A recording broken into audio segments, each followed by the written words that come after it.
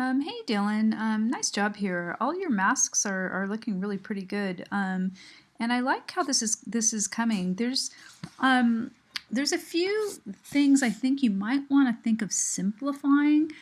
Um, the keyboard here looks like it's just floating there, so you might either want to delete it or figure out some other way to integrate it. I like this. I love this red round chip. Also, I don't know what this is, so I'm going to turn that off. Also, just not really sure what these pieces are here and whether they make it look better. Oh, that's your text. Where am I? Is it this one? Yeah. I'm not sure what these are. So I just don't think that these are adding to it. What it's doing is it's making the rest of all of this hard to see. So I would probably even just I don't think it's necessary. I also am not sure what you have. Oh, that's part of the fan. I'm not sure what this is either.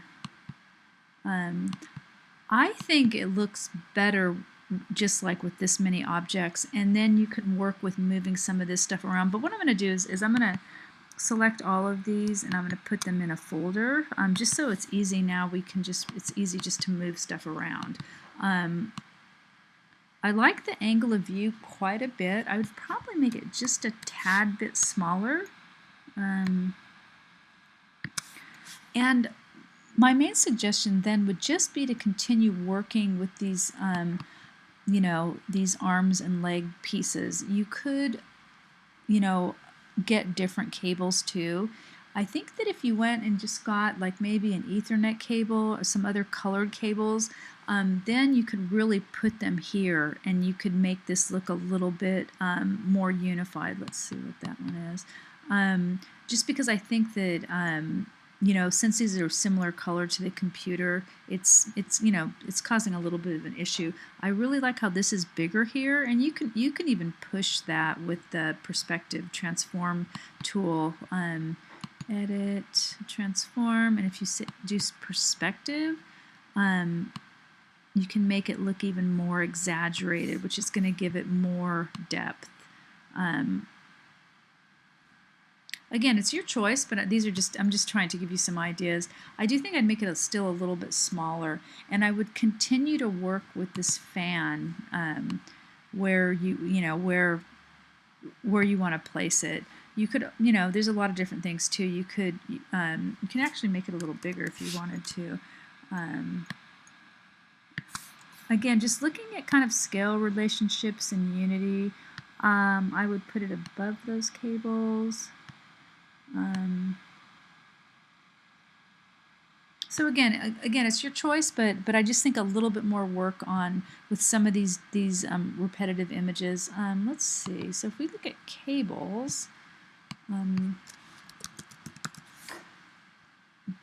there's so many different cool cables you can use. So there's just tons of them. So you might want to, and even these kind of monitor cables and again, Ethernet cable, there's just so many of them. So you might want to just do a little bit more research so you don't have to use the same, the same cable for all of them.